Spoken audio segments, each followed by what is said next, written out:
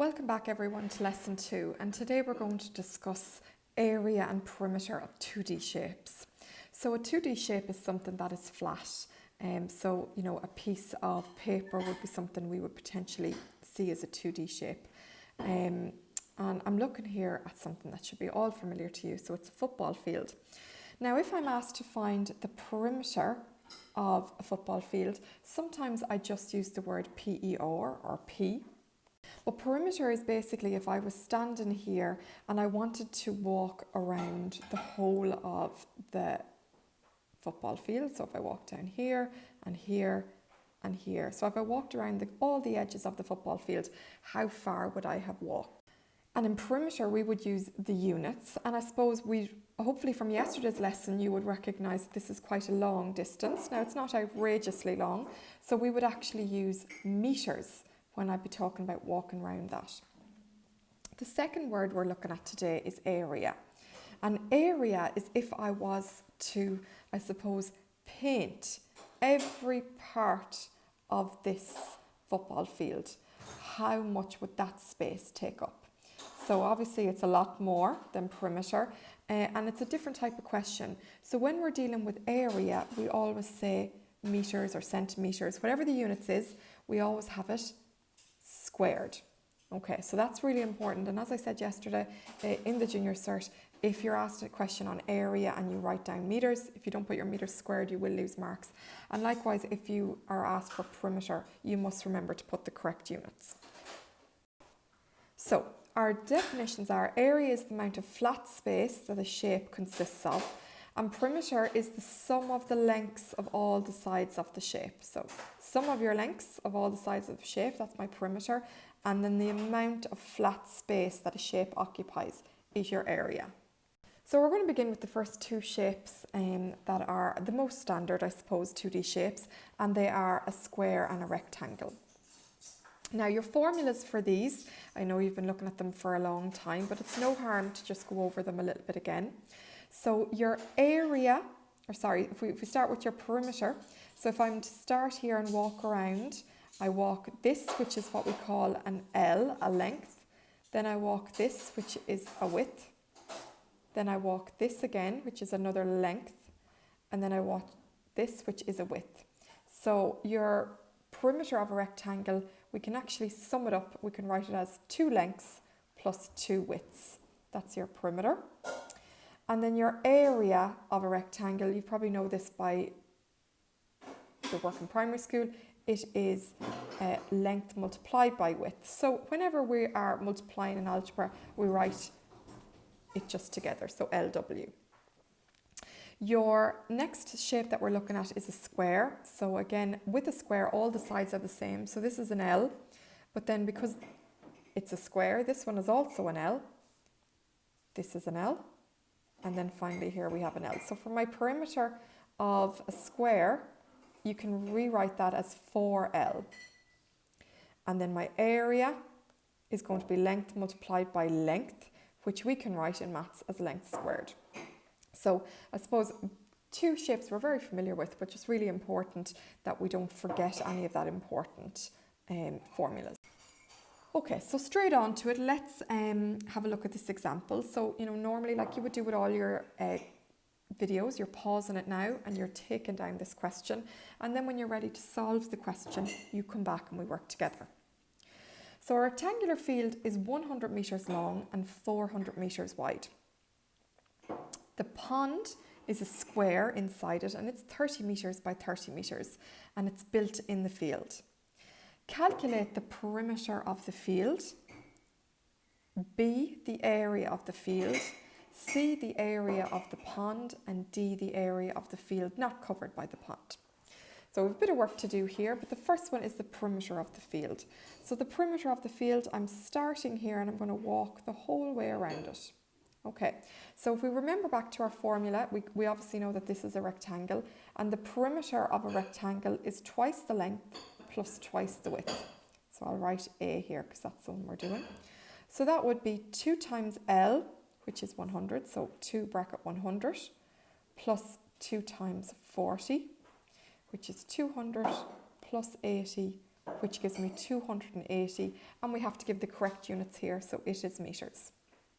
So again, it's really important you're showing the examiner how you've worked this out. If I write down 280 here, I'm not showing I have an understanding of what the formula is, so that's why we have to do it the long way. And I know lots of people will be able to tell me straight away what it is, but you must show it. So it's twice the length plus twice the width.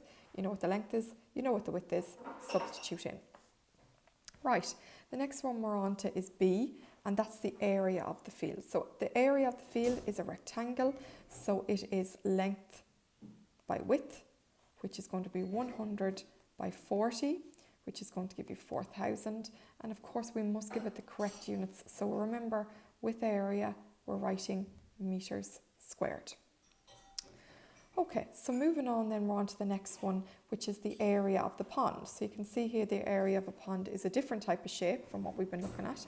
The area of the pond is a square, and that's the area is going to be L squared. So it's going to be 30 all to be squared, which is 900, and that is going to be unit or meters squared.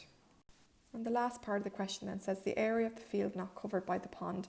So that's when we know the area of the whole thing, we found out is 4,000. The area of the pond is 900. And so the area of just the grass, okay, so that would be subtraction. So it's 4,000, so I'll mark it here as the part D. So it's 4,000 minus 900, and that's going to give you 3,100, and again, meters squared, because we're talking about area. Example 2 here says the perimeter of a rectangle is 30 centimetres. The width of the rectangle is 5 centimetres. Find the length of a rectangle. Now for me, whenever I see questions like this, it's really important that you visualise it. So I'm going to draw myself a rectangle. So I know that the perimeter of this rectangle equals 30 centimetres. So remember what a centimetre is, and we're dealing with a much smaller shape this time. The width of the rectangle is 5 centimetres. So remember, this bit here is your length and this bit here is your width. So we know that this is 5 centimetres. And we need to find the length. Okay, now what I'm going to show you to do, how to do this is, again, I know lots of people are able to figure it out in their heads, but we must prove this. So I'm going to show you how you prove it.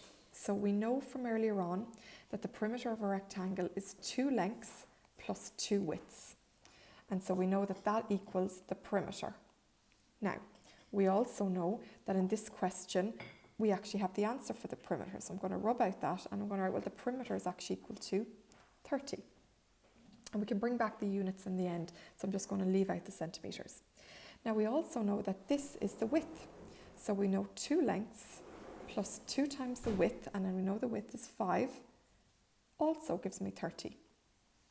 Okay, so what you can see here now, guys, is I actually have an algebraic equation, and we have one thing we don't know. We don't know what L is, the length, and we're going to do letters to one side, numbers to the other. So again, just super important to be able to, I suppose, show the examiner how you're going to get your answer. So that's going to give me twice the length plus 2 times 5 is going to give me 10 equals 30.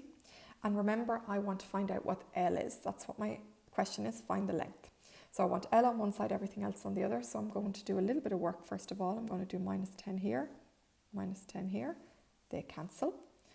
And I'm now going to have twice the L, so twice the length equals, and here I have 30 minus 10, which is going to be 20.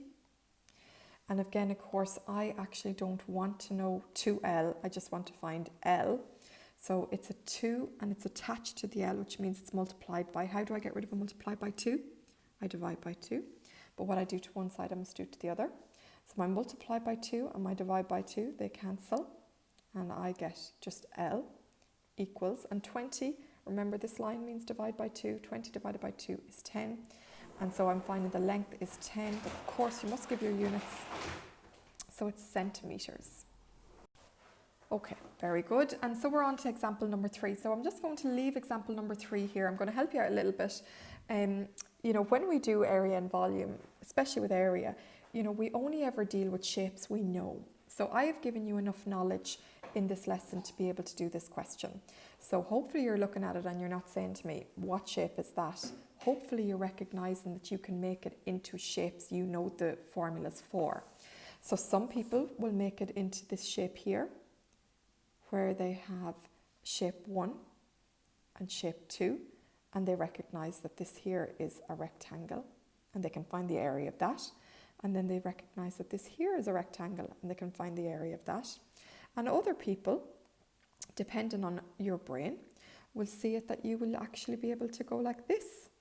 And you could call this shape 1 and this shape 2 and work out the areas of both of those. So, you know, depending on where our minds are at, we'll see 2 different ways to do that, or we might just only see one way. But it's super important, I suppose, that we are recognizing that this right now is not what I call, so it's not a standard shape, it's a compound shape. And a compound shape is a mixture of shapes. So what we need to do is we need to fix it so that we have 2 of our standard shapes. So I'll tell you what I'm going to do. I'm going to go with this one here, okay, this way here. And I'm going to call this shape 1 and this shape 2. Okay, and I'm going to draw those out now. You can see here I've done them here. And what do I know about shape 1 here? Well, I definitely know that the length of it is 10 centimetres. And the width has been nicely done from here. It's 4 centimetres. So that one should be easy enough to find the area of. But shape number 2, let's have a look. Now, if you zoom in here, so if I get rid of all of this, you will see that from here to here is 7 centimetres, right? But I am actually only interested in finding this bit here, the bottom bit. Now, I am told that this is 6 centimetres, and that's still the same here, so that's going to be 6 centimetres. So I'm happy with that, but it's this bit here that I need to find. Now, I know the whole thing together is 7, and I know up here is 4, which means I do know what this little bit down here is.